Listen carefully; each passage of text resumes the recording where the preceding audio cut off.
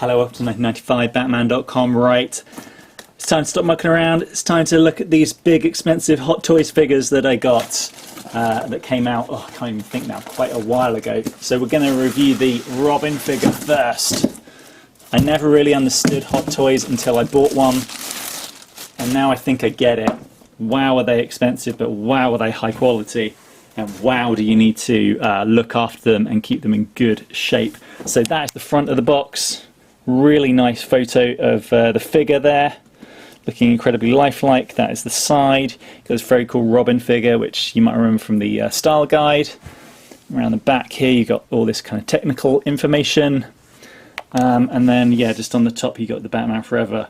I want to say the Batman one is in blue or a grey. This one, because it's Robin, they've done a nice yellow box, which I think is very cool. So you slide this up, and there is the figure in there, looking incredibly nicely packaged, but also covered in cellophane, because yeah, these figures, you really got to look after them.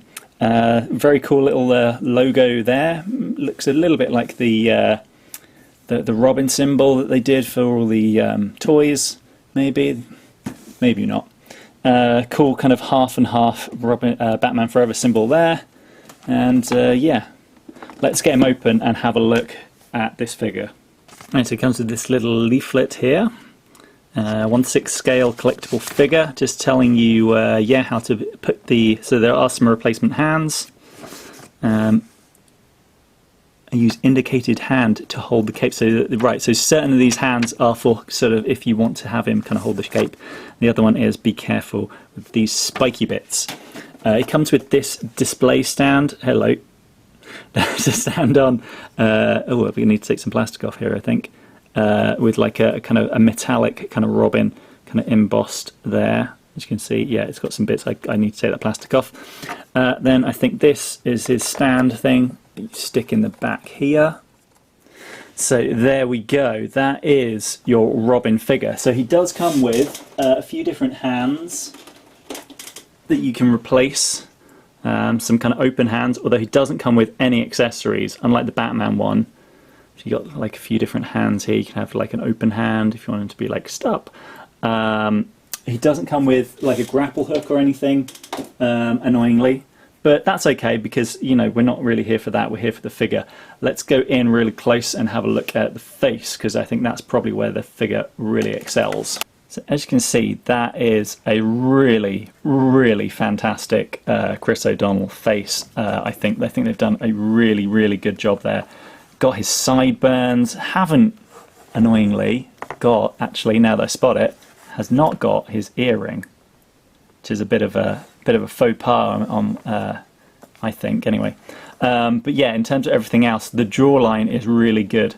I love what they do with the eyes, which is, I don't know if it's like a polish or something, but there's like a sheen to it, so it sort of catches the light kind of as you move it, and it makes it just look really, really lifelike. It is like holding a tiny Chris O'Donnell in your hand. So I've just realised he's holding these things, which I think were just to protect his arms. Let's just remove those, just some little bits of foam. And obviously this collar isn't fantastic. I mean, it's replicating what it did in the film, but once you get down to this scale, you can't quite get it to kind of point and kind of pop in the way you really want it to. But yeah, I can maybe have a look at that another time. Obviously, yeah, this cape is pretty great. I don't think it's got wire in it. I'm just trying to have a feel now.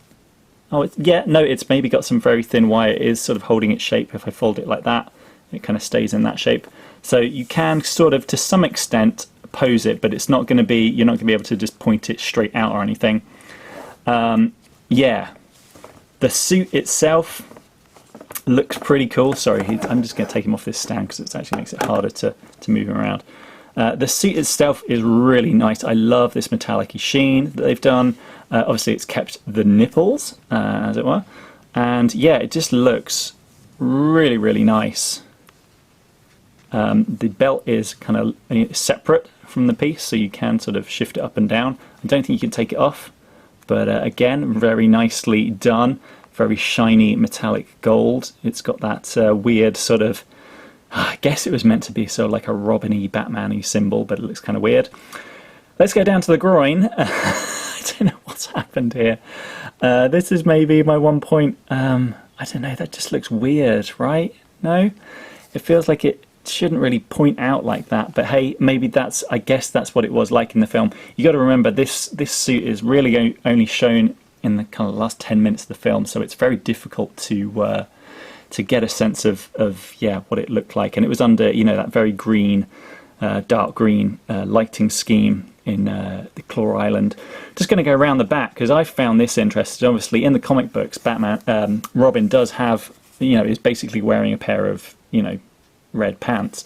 But around the back, no, nothing. That's the Robin butt apparently, and I'm assuming they've gone for, you know, complete movie costume accuracy. So I guess that's what it was. Obviously, these spiky gauntlets on his gloves are great. They are super sharp. Yeah, I do worry about these kind of snapping or anything when you take them off. And then just down to the boots. The boots are very cool. Obviously, this is the symbol here. The boot is the same as the belt, so that's really cool. Now, yeah, I'm trying to think of what else we could show.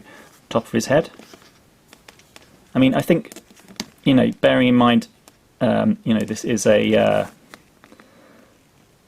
There we go.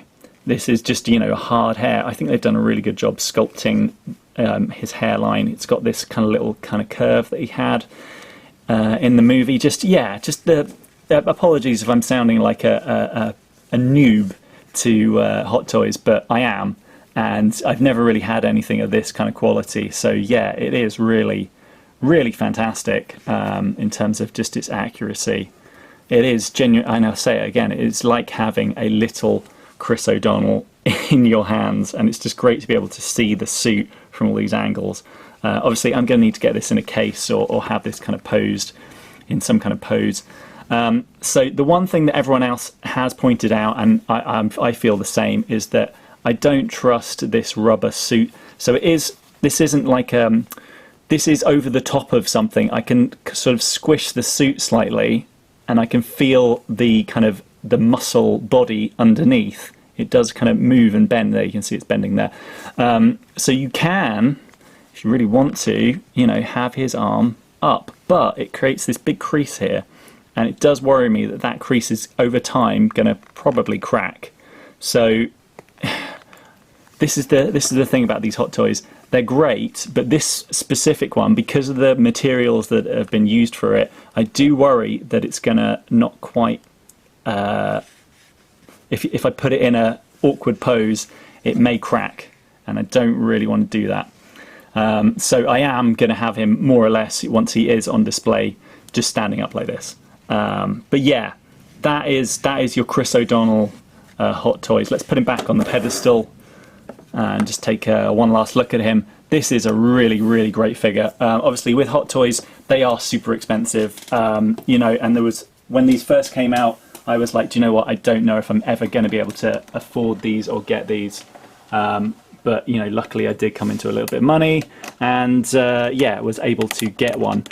They are going down a little bit in price. I don't know if this Batman Forever line has sold particularly well, but anyway, has gone slightly down in price. But yeah, if you do have the money and you are a fan of these movies and this suit, it is, yeah, so great to have these. They look absolutely phenomenal. Yeah, and I will be back to do the Batman figure very, very soon, and I will see you guys next time. I feel I'd be slightly remiss if I didn't just whip out my old Kenner figure, just so we can do a quick comparison. There you go, that's what we got in the Guardians of Gotham. So as you can see, yeah, it's not that far off in terms of quality. No, I'm joking.